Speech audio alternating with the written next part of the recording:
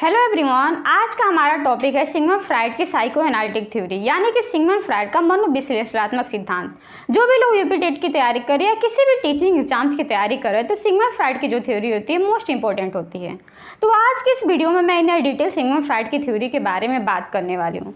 तो हम बात करेंगे कि सिगमंड फ्राइड की जो थ्योरी थी, इन्होंने इसको 3 पार्ट में डिवाइड करके बताया, जिसमें सबसे पहला स्थलाकृति या आक्रात्मक संरचना, जिसको हम टोपोग्राफिकल स्ट्रक्चर कहते हैं, जहाँ पे इन्होंने आइसबर्ग की थ्योरी दी और कॉन्शियस, सबकॉन्शियस और अनकॉन्शियस माइंड के बारे में बताया हुआ है। अब हम बात करते हैं कि गत्यात्मक, दूसरा जो है हमारा गत्यात्मक या संरचनात्मक संरचना, जिसको डायनेमिक या स्ट्रक्चर कहते हैं, जहाँ पे इन्होंने बताया कि आपकी जो पर्सनैलिटी होती है उसके 3 पार्ट होते हैं, जिसमें इन्हें बताया कि जो हमारा है इसकी आपकी जो पर्सनैलिटी है उसके 3 पार्ट होते हैं। जो हमारा है ईड, पहला हमारा ईड, दूसरा हमारा ईगो और हमारा तीसरा होता है सुपर ईगो। यहाँ पे उन्होंने ईड, ईगो और सुपर ईगो के बारे में बताया हुआ है। ईड जो हमारा होता है प्लीजर प्रिंसिपल पे काम करता है, ईगो जो हमारा होता है रियलिटी प्रिंसिपल पे काम करता है और सुपर ईगो जो हमारा होता है वो मोरालिटी प्रिंसिपल पे काम करता है।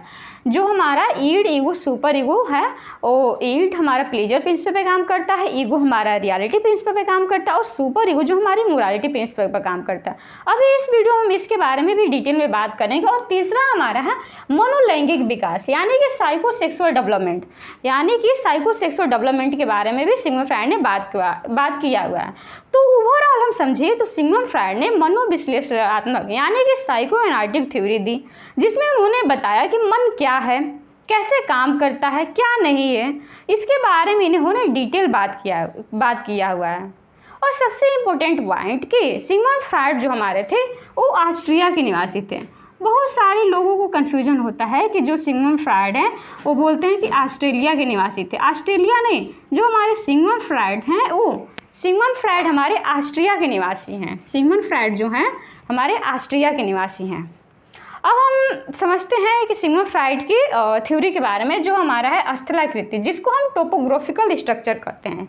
जो हमारे सिगमंड फ्राइड की थ्योरी है टोपोग्राफिकल स्ट्रक्चर, जिसमें उन्होंने आइसबर्ग की थ्योरी दी। आइसबर्ग यानी कि बर्फ की चट्टान, जिसमें उन्होंने बताया कि एक आइसबर्ग की थ्योरी दी। जी हाँ, जैसे यहाँ पे एक आइसबर्ग की थ्योरी दी और बताया कि जो ऊपर का 10%, जो ऊपर का 10% भाग होता है वो हमारा होता है कॉन्शियस माइंड। जो ऊपर का 10% भाग होता है वो होता है कॉन्शियस माइंड।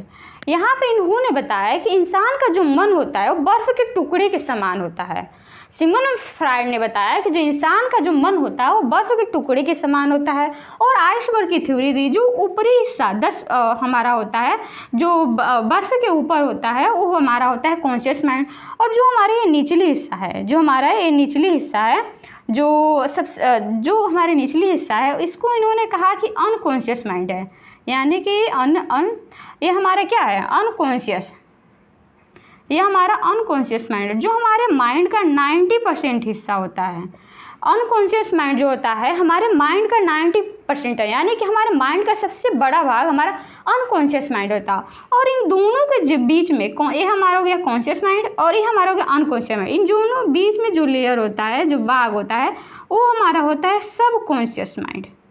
ये हमारा होता है सबकॉन्शियस माइंड होता है। अब हम समझते हैं कि सबसे पहले हम बात करते हैं कि conscious mind, what is conscious mind, यानी कि चेतन मन क्या होता है। तो हमने यहाँ पे बताया है कि जो दिमाग की सक्रिय अवस्था है, यूँ कहें कि दिमाग की सक्रिय अवस्था है, यानी कि प्रेजेंट टाइम में आपके जो थॉट से संबंधित होता है, यानी कि आपके प्रेजेंट टाइम में आपके थॉट से संबंधित, यानी कि आपके प्रेजेंट टाइम में जो भी विचार, यानी कि हम कह सकते हैं कि जो भी आपके प्रेजेंट टाइम में जो भी थॉट आपके माइंड में क्या आ रहे हैं, चल रहे हैं, आपके माइंड से जो प्रेजेंट थॉट है आपके माइंड से संबंधित हैं। जैसे कि मैं आपसे पूछूं कि अभी आप इस वक्त क्या कर रहे हैं, तभी आप इस वक्त सिगमंड फ्राइड की साइको एनालिटिक थ्योरी की क्लास कर रहे हैं, तो ये क्या हुआ, आपकी ये माइंड की प्रेजेंट टाइम है। तो हम कह सकते हैं कि ये हमारे कॉन्शियस माइंड से संबंधित होता है। जैसे कि मुझसे कोई पूछे कि मैं अभी क्या कर रही हूँ, तो मैं अभी ये क्लास ले रही हूँ, क्या हमारी जागृत अवस्था है, यानी कि मैं अभी क्या कर रही हूँ, ये हमारा होता है कॉन्शियस माइंड, यानी कि प्रेजेंट ऑफ द माइंड, यानी कि दिमाग की जागृत अवस्था, यानी कि हम जो चीज़ें जिस टाइम में कर रहे होते हैं हमारे कॉन्शियस माइंड से रिलेटेड होता है। अब हम बात करते हैं कि सबकॉन्शियस माइंड यानी कि अवचेतन मन। What is subconscious mind? सबसे पहले हम समझते हैं कि व्हाट इज सबकॉन्शियस माइंड। तो जो सबकॉन्शियस माइंड होता है हमारा, जैसे कि कई बार चीज़ें हम भूल जाते हैं, लेकिन थोड़ा याद करने पर वो चीज़ें हमें फिर से याद आ जाती है। जैसे कि क्या होता है कि कई बार हम चीज़ों को भूल जाते हैं, बट हम थोड़ा सा सोचने पर, थोड़ा सा दिमाग पर प्रेशर डालने पर ऐसा होता है कि हमें वो बातें, वो चीज़ें हमें याद आ जाती हैं। जैसे कि इसको एक एग्जाम्पल से समझते हैं। कोई आपसे पूछे कि कल आपने दोपहर में क्या लंच किया, तो आपको ये बातें तुरंत तो नहीं याद आती, बट थोड़ा सा सोच कर आप बता तो सकते हैं ना कि हाँ आपने कल दोपहर में क्या लंच किया। तो यही है कि जैसे हम जो चीज़ें हमें याद नहीं रहती है, बट थोड़ा सा हम टाइम लेकर सोच कर उस चीज़ों को हम बता सकते हैं। एक और एग्जाम्पल लेते हैं। जैसे कि आप एग्जामिनेशन हॉल में बैठे हों और आपको कोई क्वेश्चन का आंसर याद नहीं आ रहा है। आपने कोई क्वेश्चन देखा और उस क्वेश्चन का आंसर याद नहीं आ रहा है, बट अब थोड़ा सा टाइम लेकर, सोच कर, अपने दिमाग पर प्रेशर डालकर देखते हैं कि आप उसको क्वेश्चन को आंसर कर पाते हैं। तो ये क्या हुआ? हमारा सबकॉन्शियस माइंड, ये हमारे यहाँ पर सबकॉन्शियस माइंड काम करता है।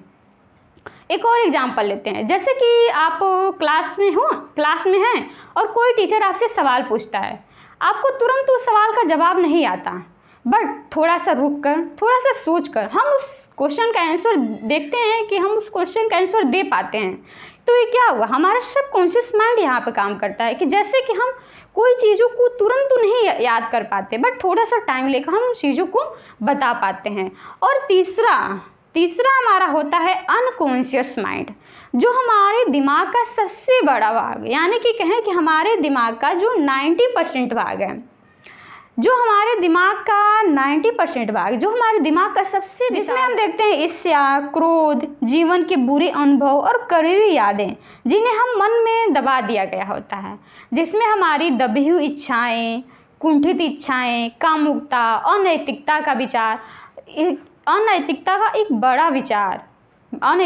एक बड़ा विशाल भंडार हमारे मन में दबी हुई रहती है। ये क्या होती है? हमारे अनकॉन्शियस माइंड से संबंधित होती हैं।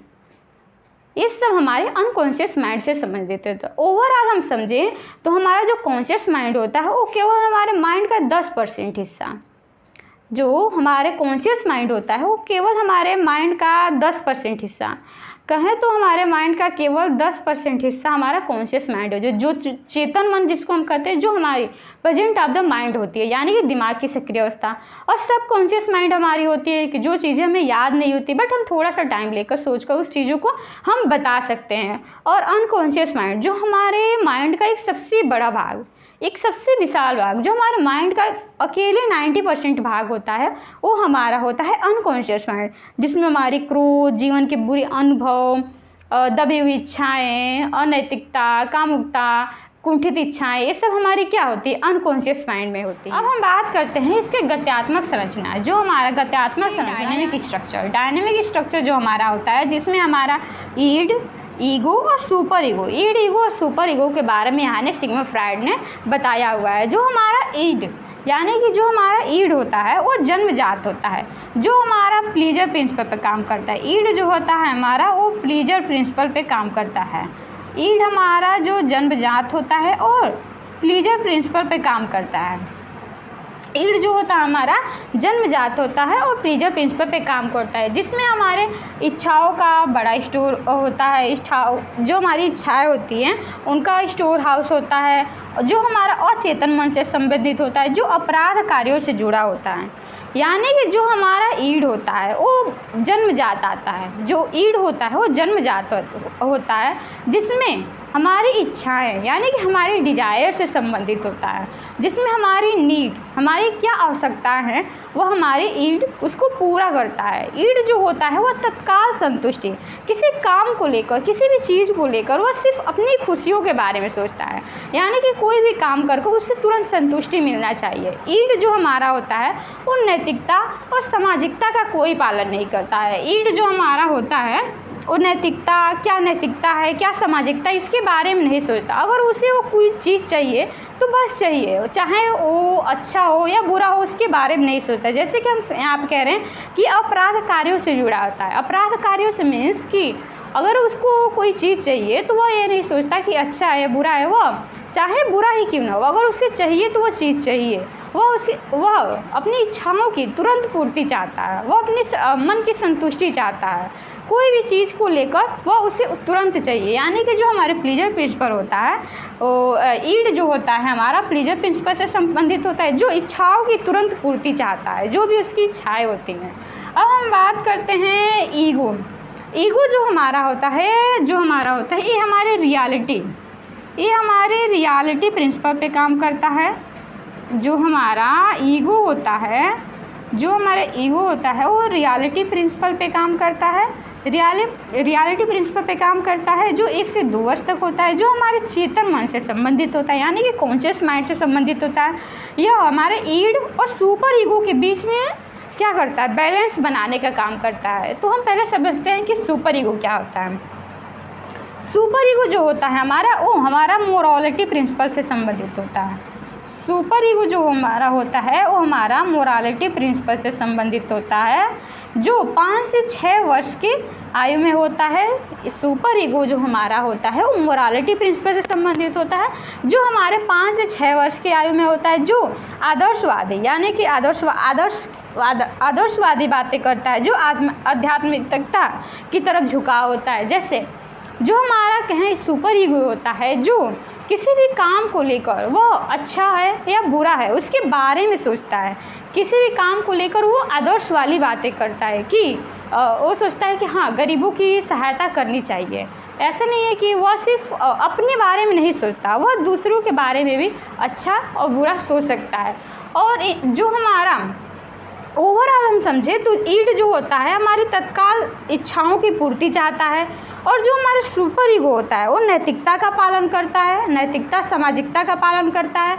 वह अपने इच्छाओं की तुरंत पूर्ति नहीं चाहता, वह क्या अच्छा है क्या बुरा है इसके बारे में भी सोचता है। और जो हमारा ईगो होता है वो इन दोनों के बीच में संतुलन, यानी कि इन दोनों के बीच में संतुलन बनाने का, यानी कि इन दोनों के बीच में ईड और सुपर ईगो के बीच में संतुलन बनाने का काम हमारा ईगो कर। इसको एक एग्जाम्पल से समझते हैं। जैसे कि आप रोड पे एक बाइक लेके निकले, तो हमारा ईड, अगर हमारा ईड है तो ईड कहेगा कि नहीं, कैसे भी हम बाइक को चला सकते हैं रोड पे, कि कैसे भी हमको जैसे मन करेगा वैसे हम रोड पर बाइक को चला सकते हैं। बट जो हमारा सुपर ईगो ये कहेगा नहीं, जो रोड का नियम है, रोड पे लोग भी तो चल रहे हैं, जो हमारे रोड का नियम है हमें अपने नियम को फॉलो करना चाहिए, हमें रोड के साइड से चलना चाहिए, अपनी गाड़ी की स्पीड देखनी चाहिए कि हमें कैसे चलना चाहिए। बट जो हमारा ईगो हमारा कहता है इन दोनों के बीच के बैलेंस बना के चलता है। तो ईगो कहता है कि हाँ, ईगो हमारा कहता है कि हमारे गाड़ी का क्या स्पीड होना चाहिए, हमें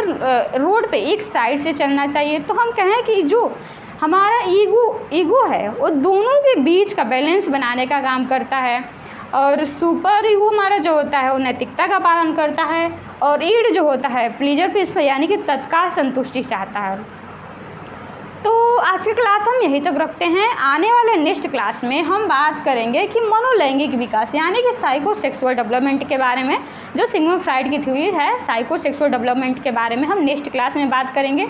आज की क्लास हम यहीं तक रखते हैं, मिलते हैं नेक्स्ट क्लास में। अगर आपको यह क्लास अच्छा लगा हो तो वीडियो को लाइक करें, चैनल पर नए हो तो सब्सक्राइब करना बिल्कुल ना भूलें। मिलते अगले वीडियो में, तब तक के लिए धन्यवाद।